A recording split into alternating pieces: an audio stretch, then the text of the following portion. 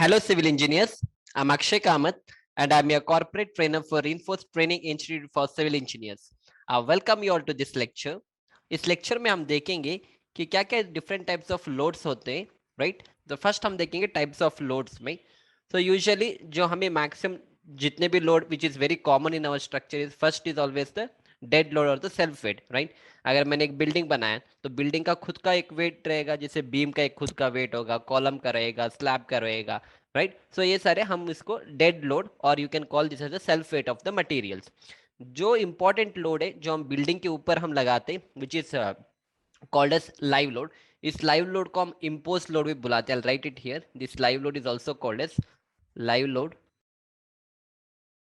Live load is also called as imposed load, right? अब ये actually load है जिसके ऊपर अपने स्ट्रक्चर डिपेंड करेगा आप किस तरह से स्ट्रक्चर्स बनाओगे.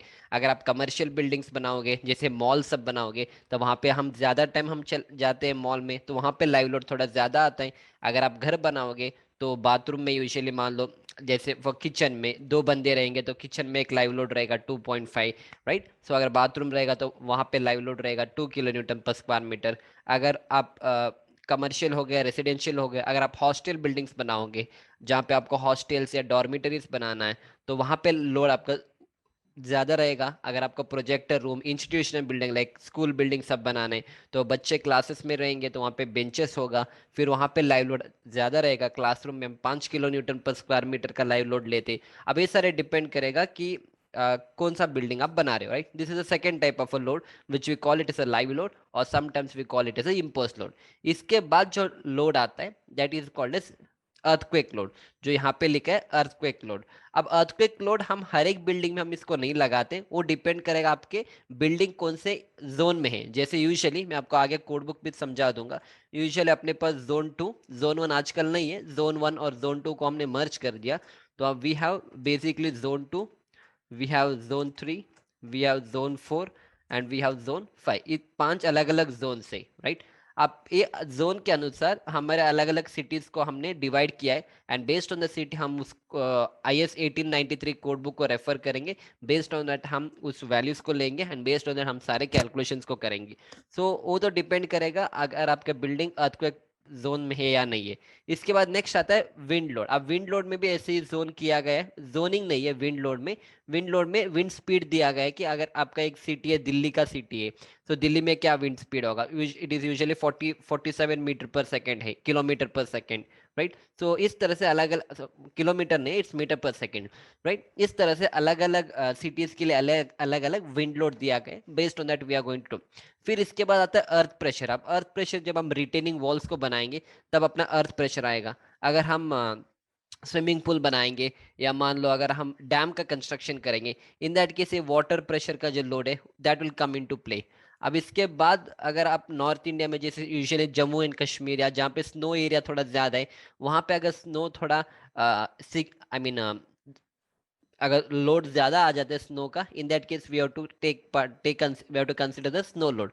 अब इसके बाद जो ब्लास्ट एंड इम्पैक्ट लोडिंग हम यूजुअली नॉर्मल स्ट्रक्चर्स में यूज़ नहीं करते, पर जैसे मान लो अगर आप न्यूक्लियर पावर प्लांट बना रहे हो, जैसे गवर्नमेंट के थर्मल पावर प्लांट जितने भी हैं, वहाँ पे हमें we have to consider the blast load and the impact load and all, right? फिर इसके बाद wave and current and offshore structures. अगर आप समुद्र के बीच में कोई भी स्ट्रक्चर्स बनाओगे, इन दैट केस हमें क्या कंसीडर करना है, जो वेव्स आते हैं इस वेव्स के, this waves also have certain energy with them. तो बिकॉज ऑफ दिस क्या होगा, ये इम्पैक्ट करेगा आपके स्ट्रक्चर के ऊपर. जैसे हम वाटर, जैसे हम जेट्टीज बनाते हैं, जैसे पोर्ट सब हम बनाते रहे, हार्बर पोर्ट्स एंड ऑल, जहाँ पे शिप्स आके वहाँ पे रेस्ट करते हैं, जैसे right dry dock, wet dock सब. तो वहाँ पे हम जब डिजाइन करते हैं we have to consider this wave and current, that is offshore structure. Other than that जब हम फाउंडेशंस बनाते हैं, जैसे फॉर एग्जांपल आपने एक स्लैब बनाया, उस स्लैब के ऊपर अगर आप हैवी मशीन्स लगाओगे तब उसके बिकॉज ऑफ दैट क्या होगा, वाइब्रेशन क्रिएट होगा. फिर उसका लोड भी आपको लेना है, that is called as machine vibration. फिर कंस्ट्रक्शन लोड्स आएंगे. Construction loads in the sense, जैसे मान लो आप एक आप एक ब्रिज बना रहे हो, for example let me do that.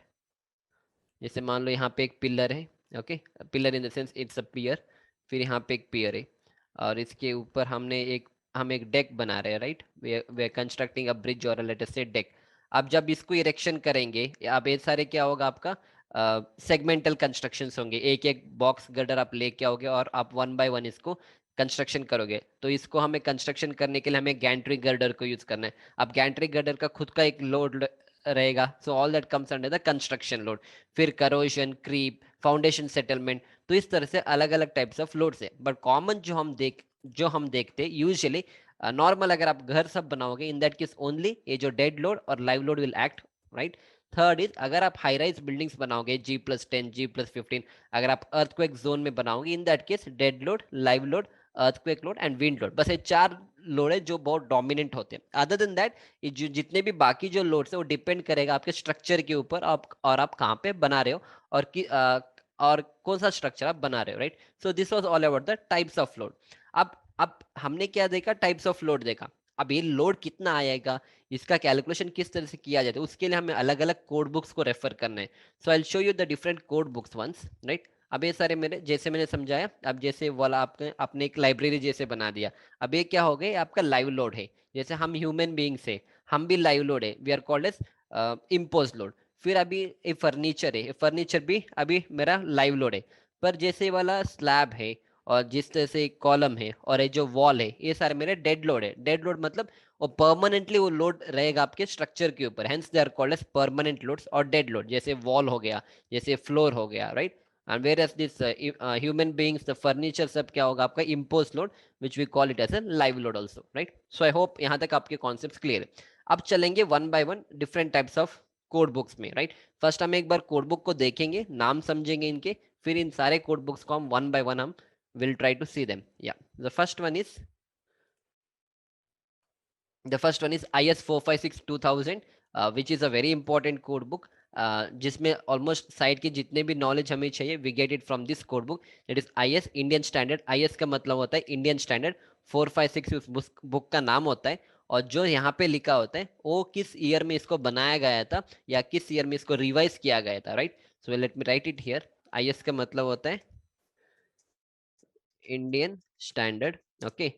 And जो 456 ये सब होता है, that is just a number, okay, book का नंबर होता है, ओके, इट्स अ नंबर। और उसके बाद जो होता है जैसे 2000 या 2016, ये सारे रिवीजन, रिवाइज्ड या रिवीजन, किस ईयर में इसको रिवीजन किया गया या किस ईयर में इसको फर्स्ट बनाया गया था। This is a practical meaning of all this numbers and code book, right. या इसको हम रखेंगे यहाँ पे, या राइट, या। सो फर्स्ट एक वाला हो गया, IS 456 2000 is a code book for plain and reinforced cement concrete, right.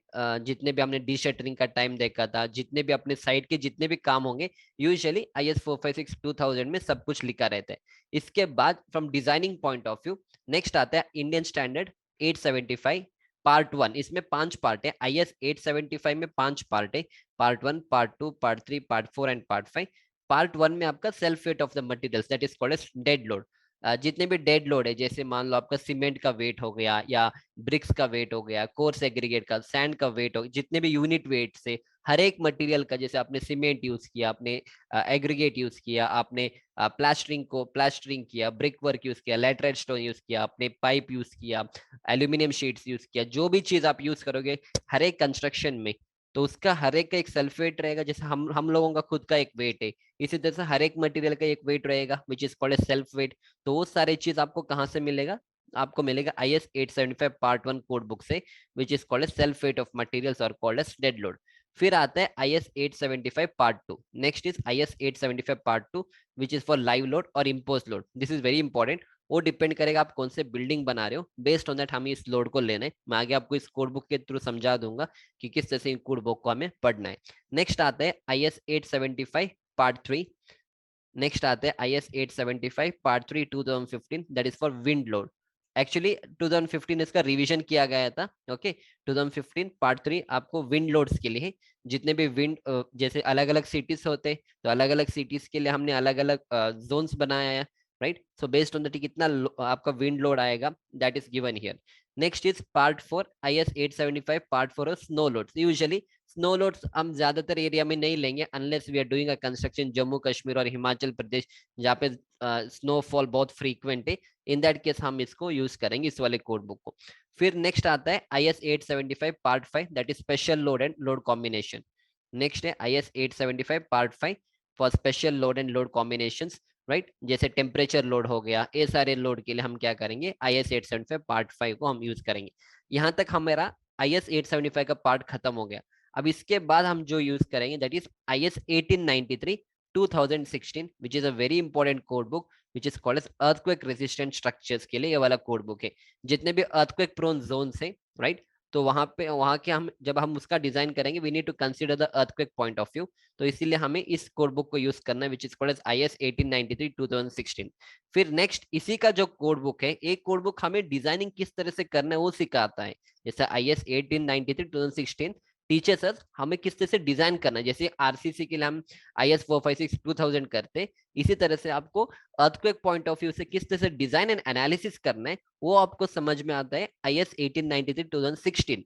अब उसके बाद आपको किस तरह से डिटेलिंग करना है, डिटेलिंग का मतलब किस तरह से आपको स्टील को देना है, कहाँ पे स्टील देना है, कितना स्टील देना है, कितना मिनिमम साइज ऑफ कॉलम रखना है, कितना मिनिमम साइज ऑफ बीम रखना है, राइट। ये सारी चीज आपको मिलेगा IS 13920 2016 कोड बुक में, जिसमें लिखा है ductile design and detailing of RCC subject to seismic forces, मतलब अर्थक्वेक के डिजाइनिंग के लिए किस तरह से आपको बिल्डिंग का डिटेलिंग करना है, that you get from IS 13920। इसको 2016 में रिवाइज किया गया था, otherwise the older one was may be 2009 का होगा या 2002 का होगा, राइट। या IS 1893 2002 ओल्ड कोड बुक थे, अभी इन्होंने रिवाइज किया तो इसलिए 2016 है।